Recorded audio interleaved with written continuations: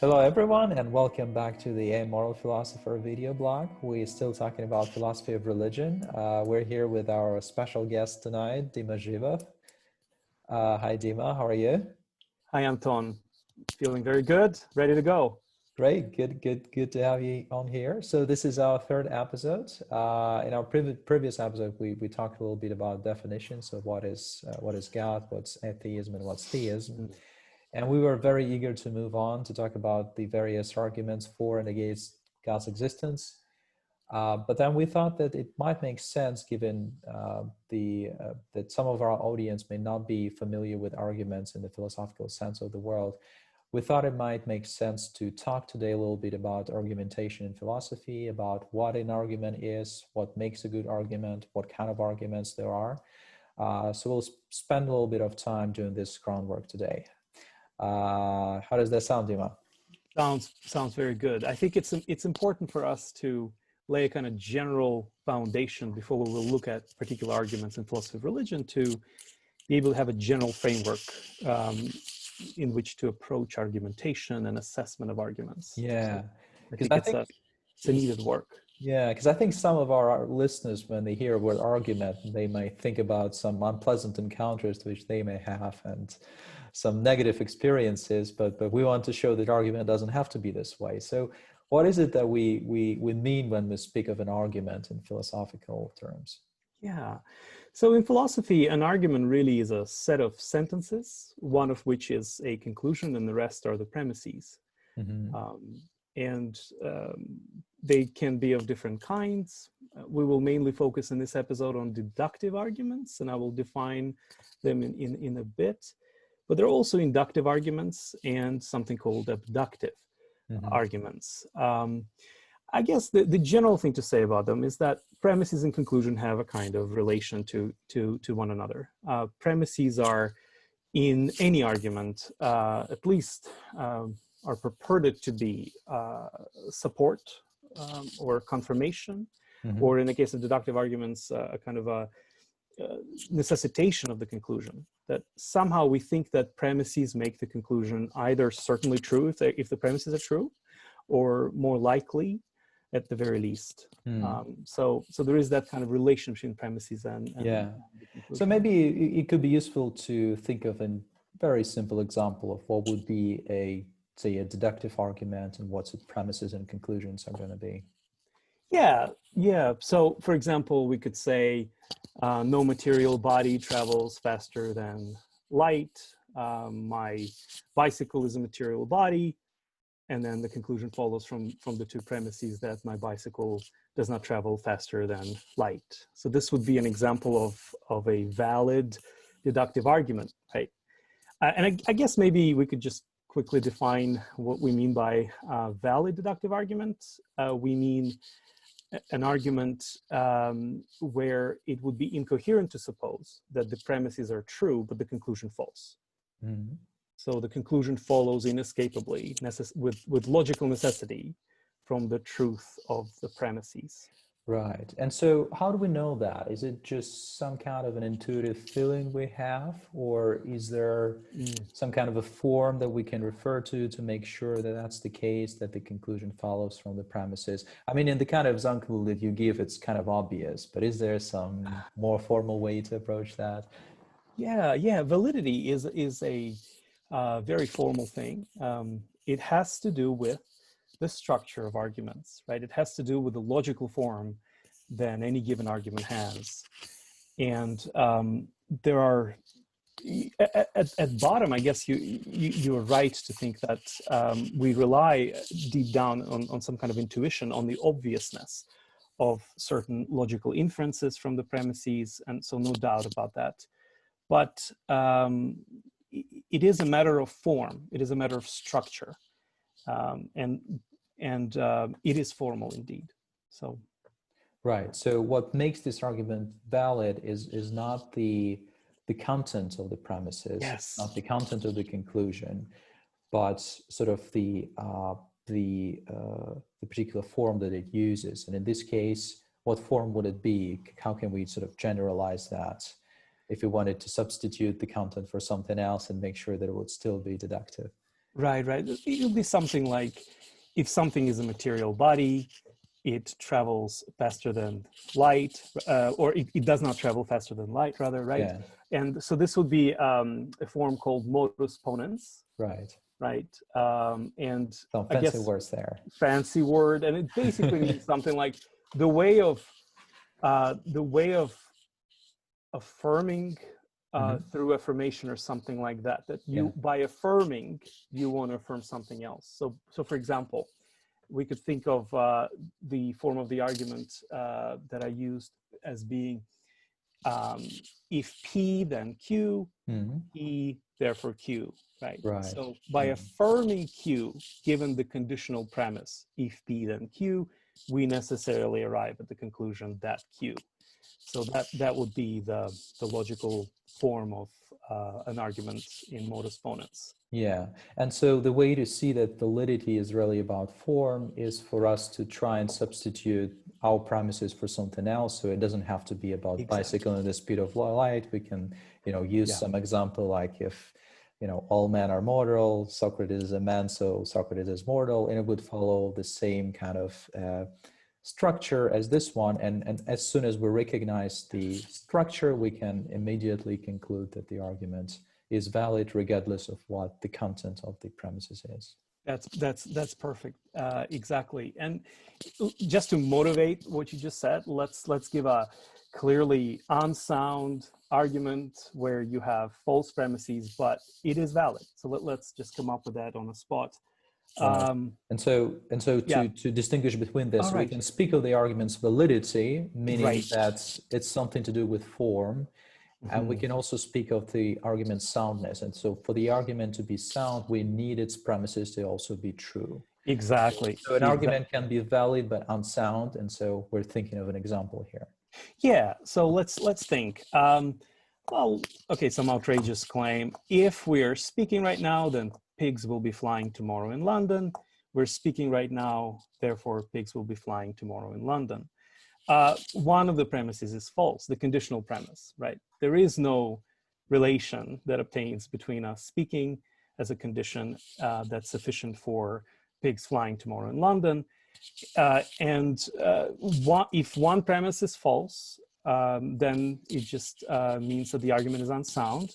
But validity, like you said, doesn't care about content. It just cares about the syntax, the syntactical structure of an argument, which, by the way, just to return to what you asked about formality of it, you can prove it via something logicians call derivation, which would be not just a set of statements, right, in a language, but more of a kind of an ordered set, where there is order, there is numbering, there is explicit mention of rules according to which you go from one to the other.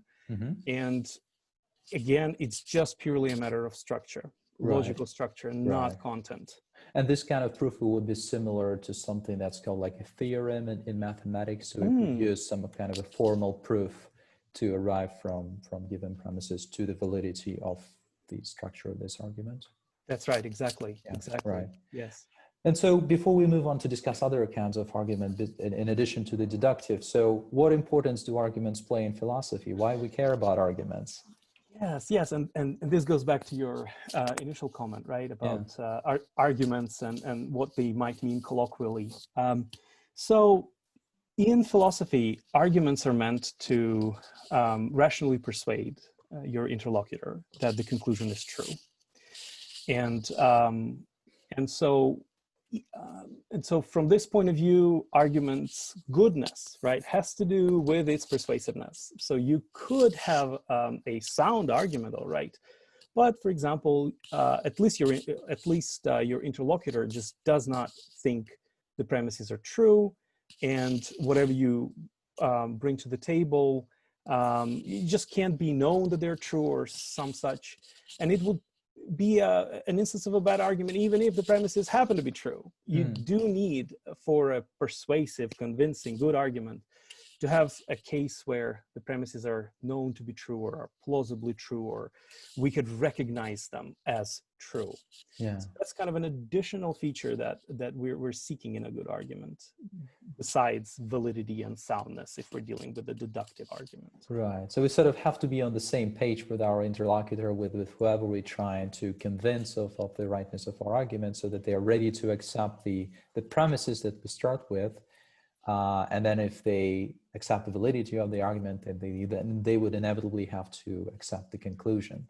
That's right. So the point is why we want to use arguments in philosophy is because we can't just make claims about certain things and expect our interlocutor to believe that, because they would expect us to provide some kind of proof to that. So that's how I think that's something that's distinctive of the philosophical writing or philosophy in general, is that if we want to present a certain theory, a certain view of the world, we want to support it with arguments so that other people could examine the validity and soundness of those arguments and make conclusions for themselves whether our theory is any good or it's not worth the paper that's written on. Yeah. And then just, if I may just make a couple of remarks on that, this is excellent. One is that's especially true in analytic philosophy, in a kind of philosophical process where we seek clarity. We want, when we disagree with our interlocutors, to know exactly where we disagree. And having clear laying out of arguments and showing the logical form behind the sentences that we're using helps with that. We could be very precise with, this is the juncture at which we part, given our intuitions or what have you. So that's very useful. Yeah, let me think. There was some other thought that I had about that. Yeah, but so basically, while you're thinking, just a quick comment, I guess. So we're striving to achieve clarity in the kind of philosophy that we do, because some people, when they hear the word philosophy or they encounter philosophy, they can think of it of something that they can't even understand and can begin to make sense of, because it's something very vague and unclear. And it sounds very profound, but at the end of the day, it's something that they can't really grapple with. So we're not trying to do that. We're trying to make philosophy accessible through clarity so that anyone can see the argument clearly and inspect it and see if it makes sense. Exactly. Yes, Anton. And I just to add that there is a difference between laying down the argument, right, and let's say substantiating it. So we could lay down the argument and then offer reasons for thinking that the premises are true. It's a kind of a next step. First, you want to see what is the structure of this argument, and then you want to see basically which grounds exist for affirming the premises as true. Yeah, so in that order. Yeah, but so maybe we should talk a little bit more about the different kind of arguments that exist. So far, we mentioned the deductive argument, and what makes it so useful is because it has a particular structure and we can see whether the argument is valid. But that's not the only kind of arguments out there. What are the other types? Yeah. So we have inductive arguments, and this is where validity just doesn't feature as relevant, really. So we have strong intuitions that some forms of reasoning are good forms of reasoning, and yet we all can recognize that, strictly speaking, there's no validity involved. So there is some kind of move from premises to the conclusion, and the move is assessed as a good one by us, right? And yet we still think the validity doesn't obtain. So let me give you an example. Suppose that the premise is that 90% of Norwegians go skiing every December. And then the second premise would be something like Hans is a Norwegian, right? And somehow the statistics, right, that 90% of Norwegians go skiing in December makes it likely, right, gives support to the thought that Hans goes skiing in December. But it also is compatible with the data, right, of 90% that Hans is actually numbered among the 10%, right, that he does not go skiing in December. So in other words, validity isn't there, but what there is some kind of evidential support. What there is some increase in the probability that Hans goes skiing in September. Again, that's assuming that that's all we know about Hans, right? Yeah. And that's where probabilities are so tricky and interesting at the same time, that if you add more pieces of data, you could upset your initial probability calculation. But assuming all else is equal, it would be an inductive kind of evidence that Hans indeed goes skiing in December. Yeah. So in other words, the difference between the deductive and the inductive argument is that once you have the deductive argument, and then if you want to add any additional premises to it, that's not going to upset the validity or the necessity of the conclusion. But Right. with the inductive argument, given it's dealing with probability, you can add further premises that would either make a stronger case for the conclusion that we want to make, or perhaps upset the argument and make it a weaker case. Yeah, If we introduce a premise saying that Hans doesn't like winter sports, and our argument is a lot weaker. Exactly, or that he's double amputee, right? That he doesn't have legs. Yeah. And then we also know that like 99.9% of persons in such condition never go skiing anywhere. So that immediately changes the game, evidentially. Right. That's right. Right. And let me just say a few more things about inductive arguments, that because the strength of the support can differ. So for instance, if all we knew about Hans is that he's Norwegian, given our evidence, the argument is strong to the level where you could say the conclusion that he goes skiing is probable. That is to say, it's more likely than not, given our evidence, that Hans goes skiing in December. But other arguments aren't that strong, right? You could sort of acknowledge that the probability of the conclusion is increased if the premises are true, but not to the point where you can conclude that it's more likely than not that that the conclusion obtains, right? So let me give you an example. And in a court case, you might have a particular piece of evidence that, for instance, you're trying to answer the question whether Jones murdered Smith, right? And the piece of data you're considering is that Jones was close to the place where murder happened. Well, now, it's not indifferent, right? Probabilistically, it's not indifferent to the conclusion that Jones indeed is the murderer, whether he was close, whether he's known to be close to the murder scene or not, right? In other words, it raises the probability that he murdered Smith, but does so, if that's all we know, in a kind of weak way. It does raise it, but not enough for us to conclude, yep, we got him. But suppose you keep on adding stuff. Suppose you keep on adding that we also have the gun, right, in his apartment with his fingerprints and so on. And so together, you could then mount a case that's quite strong. But my point about inductive arguments is that they could be correct, good, in a sense that they do the job of raising the probability, but don't do so to the point where you can conclude rationally that it's more likely than not that the conclusion obtains. Yeah, that's a very good point. So in other words, if for the two interlocutors to come to an agreement that an inductive argument is convincing, they also have to agree on the sort of the level of the evidence that they require, or on the standard of proof. Because in the criminal case that you gave, so for instance, there exist different standards of proof in civil law and criminal law cases. So in a criminal law, you need to prove someone's guilt by beyond a reasonable doubt, whereas in civil cases it's by preponderance of evidence. So in other words, in a civil case, we may be satisfied that there is more evidence to the effect that something happens rather than against it.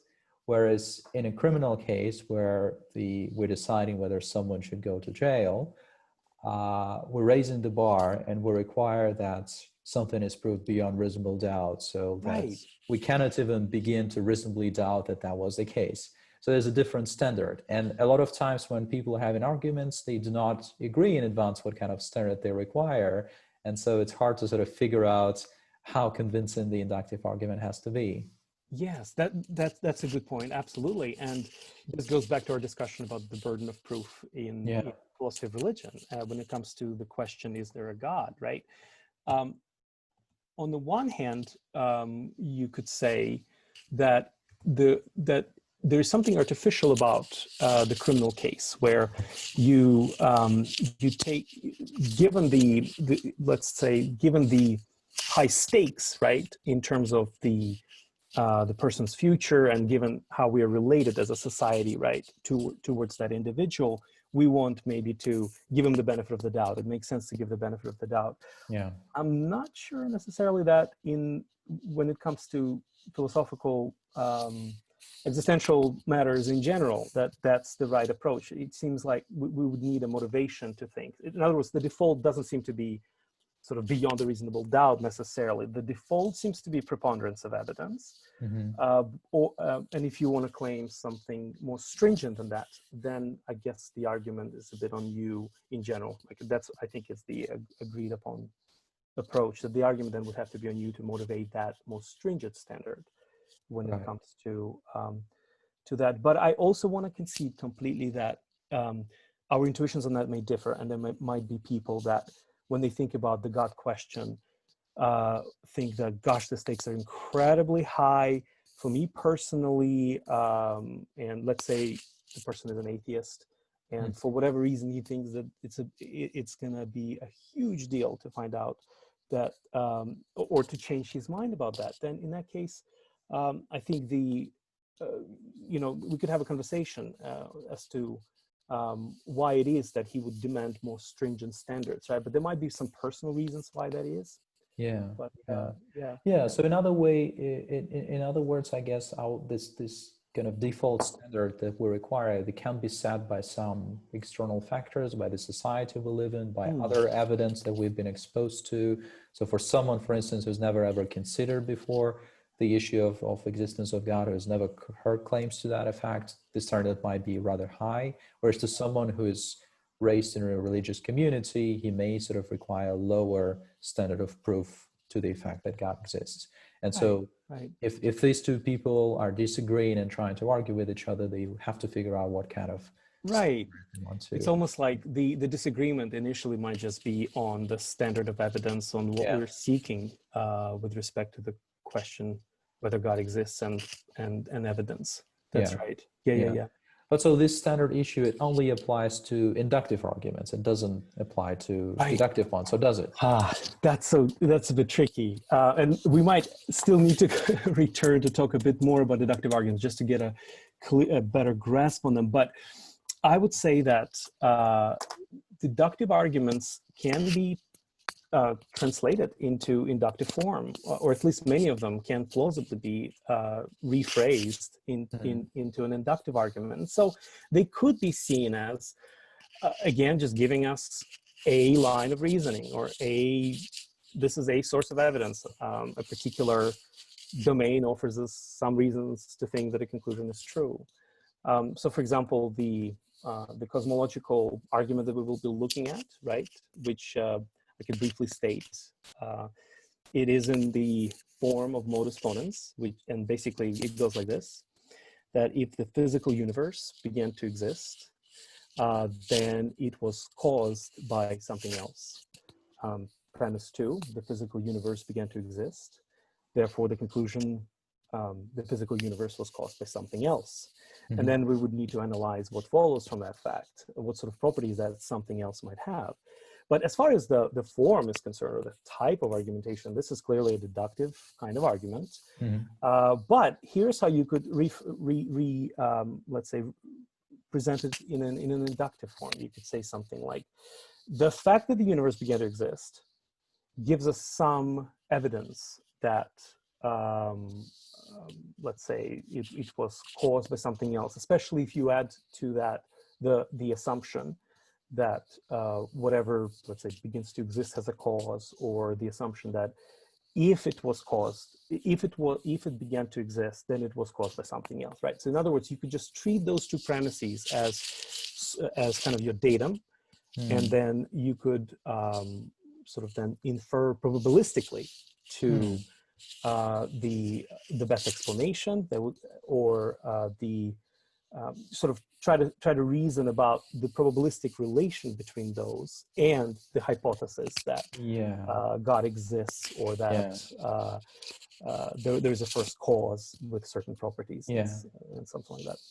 But so the reason we might want to do that is because we're not so sure, not so certain about the first premise in the first place, the link between the universe coming into existence and something causing it. And if we're not sure, then we make it probabilistic, and then this whole thing turns into an inductive argument, or the first premise turns into an inference to the best explanation. You could still keep on using deductive form. I don't think that in principle just like you're required to present the argument inductively. I don't think that is like a necessity or a requirement, provided you recognize that the probability you assign to the truth of each premise, if it's lower than one, right? If it's not certainty, then the conclusion cannot be certain. In other words, this deductive argument does not give you certainty just because it's deductive. It also matters whether the probability you assign to the premises are one or less. And if it's less,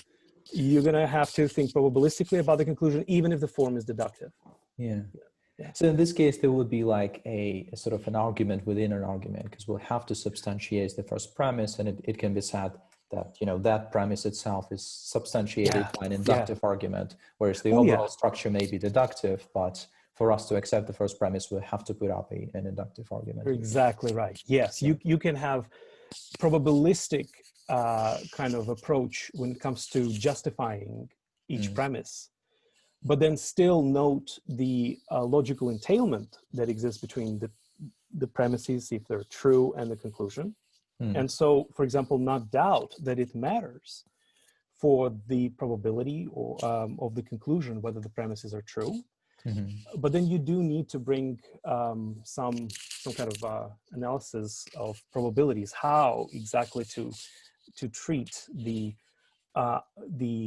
uncertain conclusion given the uncertainty of the premises, how exactly to do that. And there are some theories, like some suggest that what you get with the deductive argument is a kind of lower bound below which you can go. So for example, if you have two premises and a conclusion, and your first premise has 0.6 likelihood that you assign to it probabilistically, and the second premise has 0.6 likelihood as well, assuming proper independence probabilistically, you can, for example, calculate the probability of the conclusion by multiplying the probabilities of the premises, one on the other, and that would give you, in a deductive argument, a lower bound of 0.33, below which you will not go. But neither do you have the kind of clear-cut upper bound, right? So it's kind of open a bit. But that could be, again, a helpful line of evidence for the conclusion, in that it at least increases the probability. And if you consider maybe other arguments, then together you might arrive at a more probable conclusion than 0.3 and so on. So it can then play a role in a kind of cumulative approach to the conclusions being true. Right. And so are there any other kinds of types of arguments we want to look at? Yeah, so there is something called abductive argument, right? And some lump it together with just inductive. They don't kind of recognize necessarily that it's a separate argument. So such philosophers just have deductive and inductive arguments, and then abductive would just fall under it.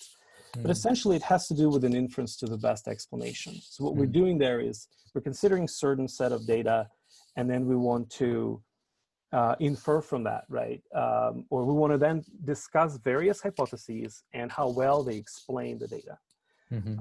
And of course, this leads us to the discussion of sort of the standards we can use for what constitutes the best explanation or a better explanation. So typically,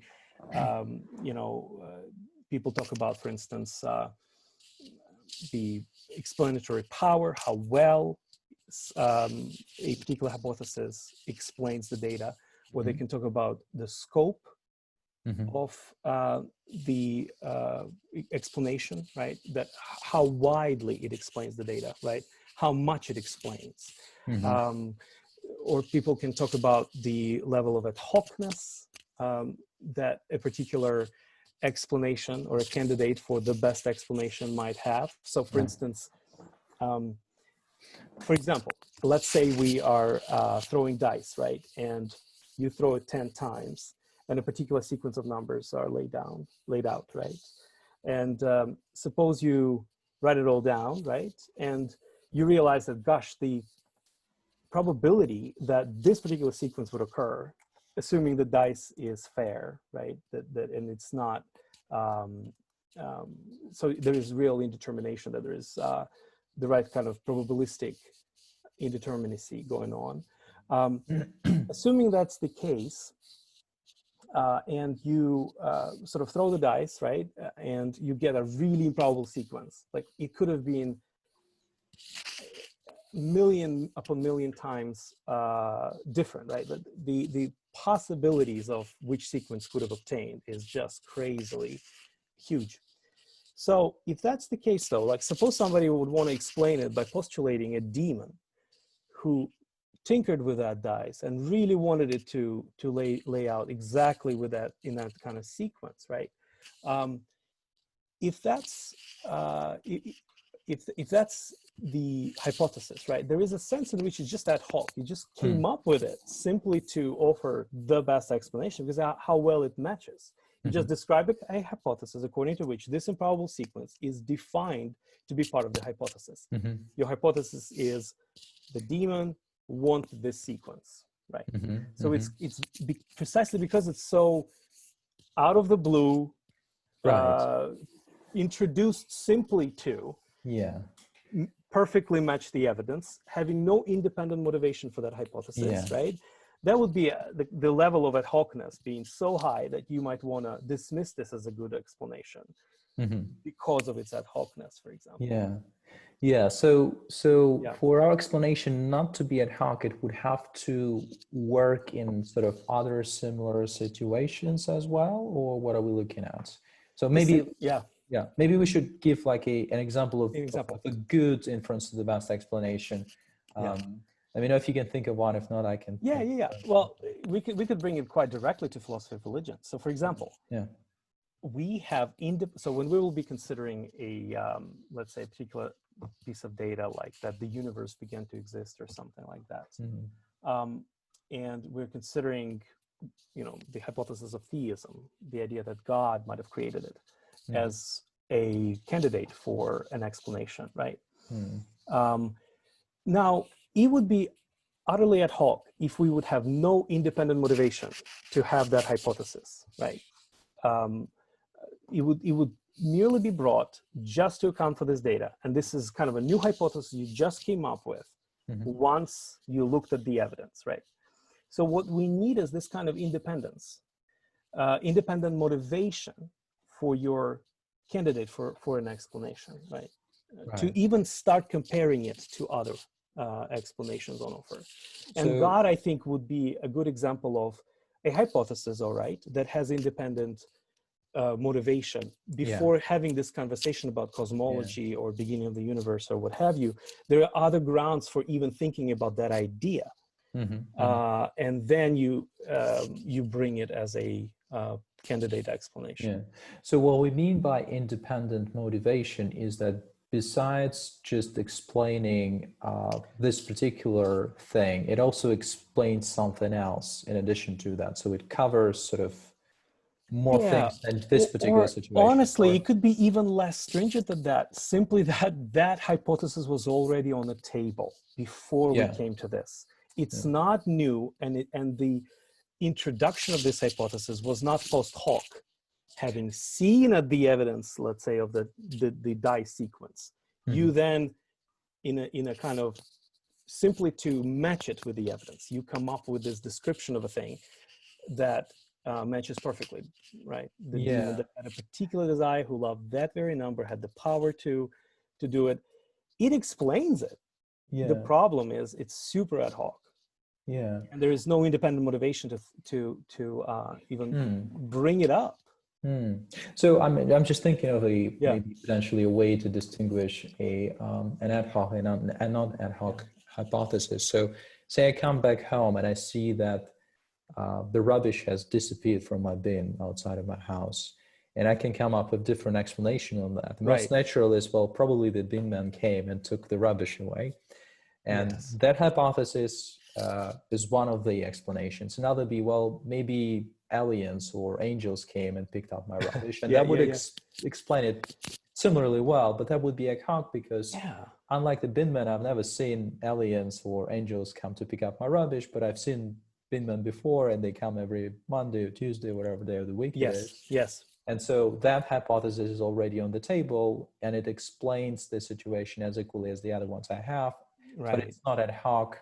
And so that's the one that would be the best explanation in this. And let me just add one more criterion that is often, I think it's hugely important, but honestly, sometimes it's made to be almost the single most important thing. And with that, I disagree, which is the criterion of simplicity. When we're trying to explain evidence by a particular hypothesis, right? We are interested in having a adequate explanation. That's like, this is what allows your particular hypothesis to even be on the table, right? And then to choose among it, right? If it doesn't explain, well, that's just the end, kind of, the story ends there for that particular candidate. But suppose we acknowledge the two explanations do explain the data, all right, but one commits us ontologically to many more entities than the other. Then this feature of how many entities you're thereby committed, if you accept it, it will play a crucial role. This is where this principle of Occam's razor comes in, right? We do not multiply causes beyond what's necessary. We do not multiply entities beyond what's necessary, right? And indeed, we should be conservative to introduce new kinds of entities as well. So it's both the sheer number of entities that you have to believe and the new kind of entity that you might be introducing that matters. And so we want to see which hypothesis is simpler. Adequate, both might be adequate, but one might be simpler, and that would be an excellent theoretical reason to prefer it as a better explanation. Right. And so that example that you gave, the angels, especially if there are many, and given that it's as you pointed out, like we don't require that, right? We don't require that move of introducing that kind of complexity to your ontology to explain that piece of data, and it would be an overkill to go there. Especially if we know that, there is the same bin man that picks up my rubbish and my neighbor's rubbish. It would be very extravagant to postulate an angel or a demon or an alien that doesn't explain anything else and would only come to pick up my rubbish, or even postulate several of them for some reason that would sort of overload our knowledge. So ontological commitment is another huge factor here. So that's abductive reasoning, right?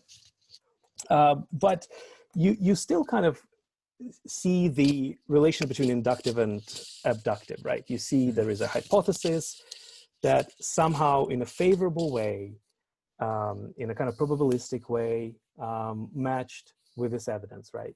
And that this evidence somehow favors that hypothesis. And that's why many philosophers treat abductive reasoning as kind of falling under inductive. And they almost want to, like, honestly provide an analysis, probabilistic analysis of each of these criteria, right? So for example, they want to say that the prior probability of a hypothesis that's simpler is higher than the hypothesis that's more complex. So they want to put numbers, let's say, on criteria like simplicity and other virtues, right? So there is that school of thought which tries to kind of represent in a probability calculus Right. our intuitions when it comes to best explanation. Yeah. Yeah. Yeah. But I guess for our purposes, we don't need to take a stance on whether, No. abductive argument ultimately are reducible to inductive ones, but we need to be aware of these arguments' existence. Yeah. These are the kind of arguments they're going to use. Is there anything else that we're going to need for our argument? The couple of things. Let me just say one thing about the primacy of deductive reasoning. I think that deductive reasoning underlies all other forms of reasoning, and in that sense takes priority. Even when it comes to probabilistic reasoning, where we're interested in probabilistic relations between propositions. The moment you begin analyzing, let's say, any particular probability calculus, you will see deductive reasoning there, right? Present, represented. And in that sense, it's more fundamental. Another point I just want to, again, just reiterate, we can represent most of the deductive arguments, actually, as an inference of the best explanation, if we want to, or inductively. Yeah.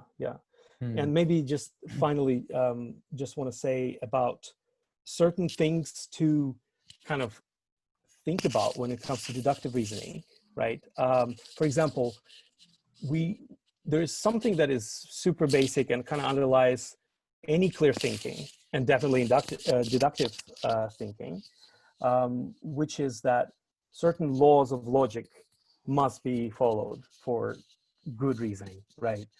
So let me just name three, and then I would love to hear your thoughts if you have some comments on them. The first one is the law of identity, which basically says everything is identical to itself, and this we crucially will need because it's obedience to this law, right?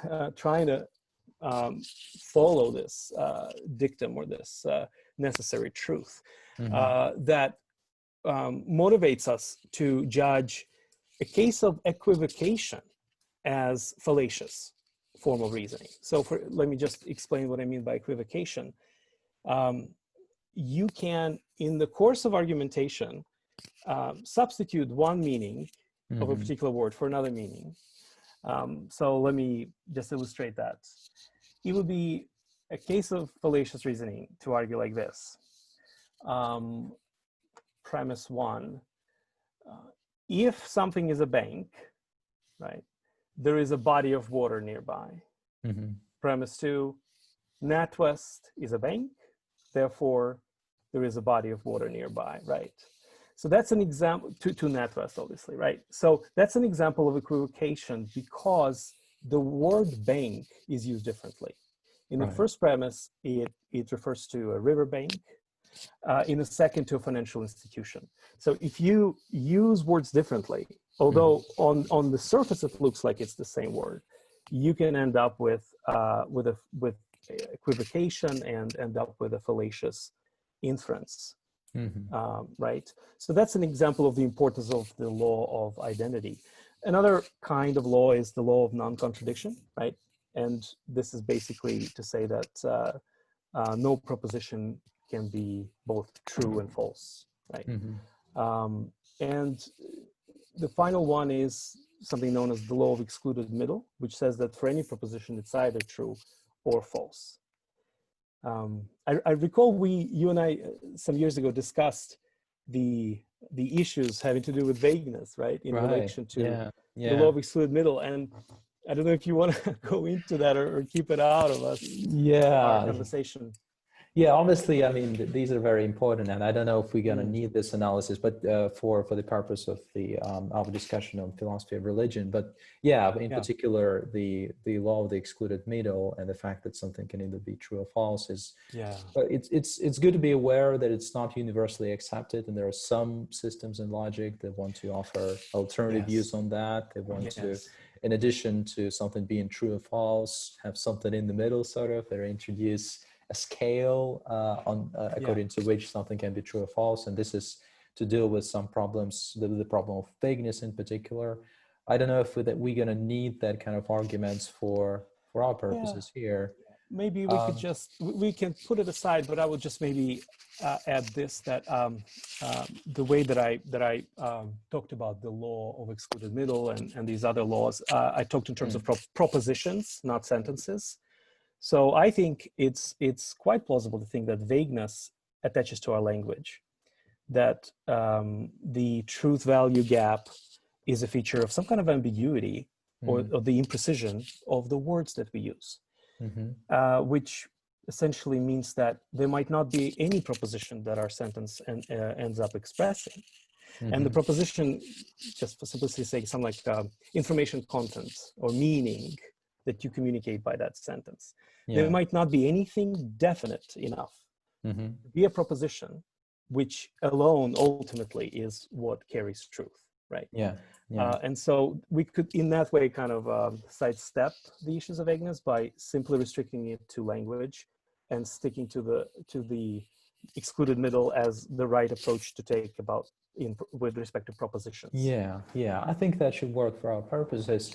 Maybe we should say a couple words on contradiction, because sometimes contradiction is used as a technique in arguments. Whenever you arrive to contradiction, there's a law of explosions suggests that anything follows from contradiction. And if you get to a contradiction, that could be a very tricky sort of instrument. I don't know if we'll come up across that in any argumentation, but we will see. We might return to it. That's right. We might return to it. But for now, we can put it aside, set it aside. Right. And speaking of the first law, the law of identity. It's also sometimes related to this kind of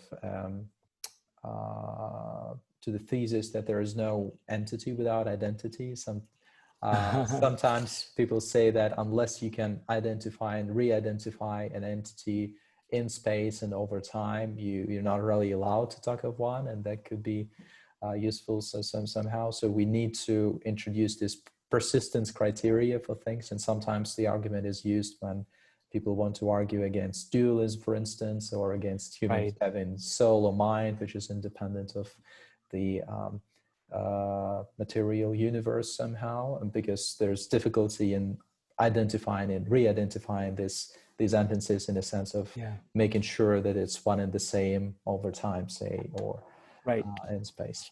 But so it can also become relevant, I guess, to an extent. Yes, absolutely. And this raises issues of our epistemic position vis-a-vis some of these claims, right, about identity and so on. So, but we'll see if it will come up. If so, we can always return to these fascinating things. Right. But so I think, unless you have anything else to add, I think that pretty much covers what we wanted to say about arguments in general. Right. Only maybe just a couple of more points that I basically, we could just think of it like this, that there's a kind of a checklist approach we can adopt when it comes to evaluating deductive arguments. The first one is, what do terms used in this argument mean exactly, to make sure there's no equivocation. The next step would be to ask, is the logical form valid? Does the conclusion necessarily follows from the premises? And then, of course, it's the question of truth.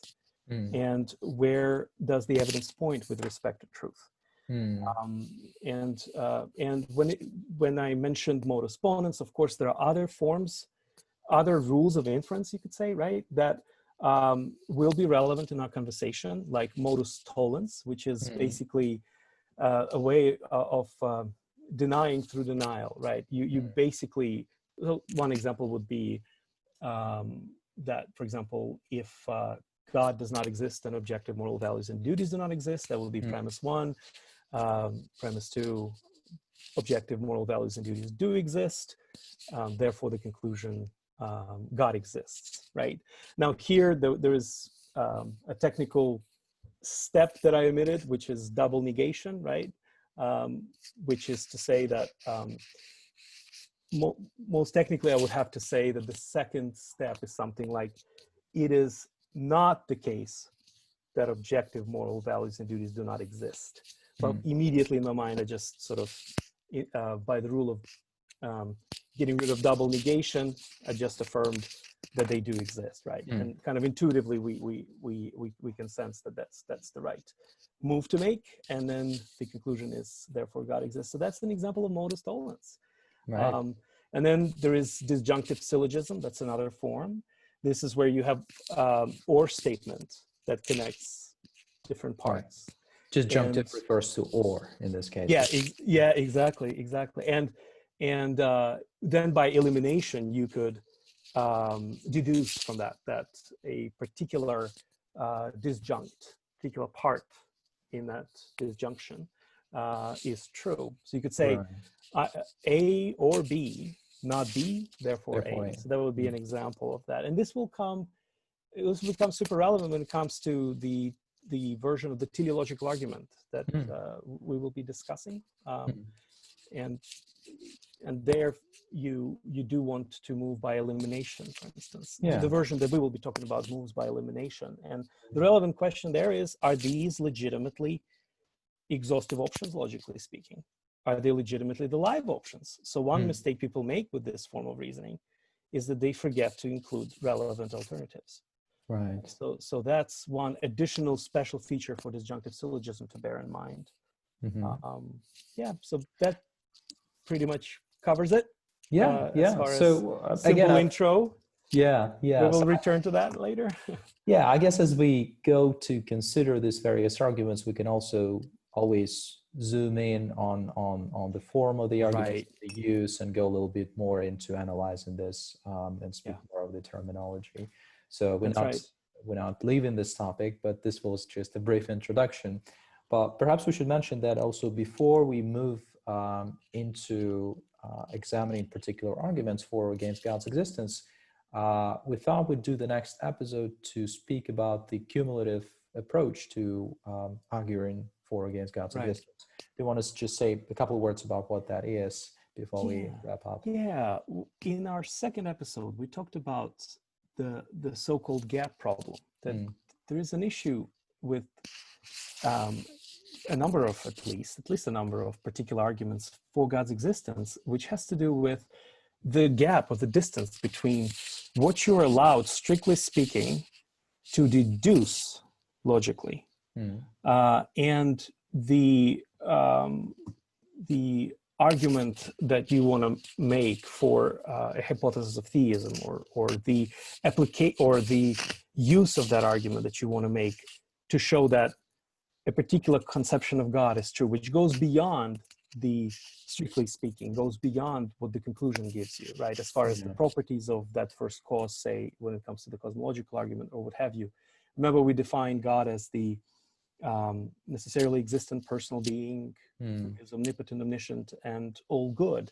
And the issue then with the gap is that it might turn out, and I would argue it does turn out with respect to a number of individual arguments, that they don't quite give you all of that description, right? They don't vindicate, given the specific evidence that they work on, right? They don't give you that full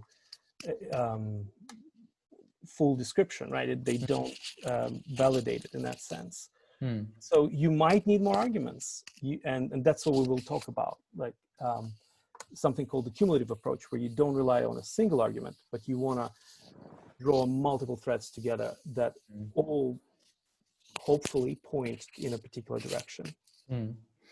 Great. So that's what our next episode is going to be. I guess we're going to wrap up here for today. We hope that was useful for our listeners to learn a little bit more about arguments, and we'll look forward to the next episode. So stay tuned, and we'll see you soon. Bye-bye. All right. Bye, guys. Bye.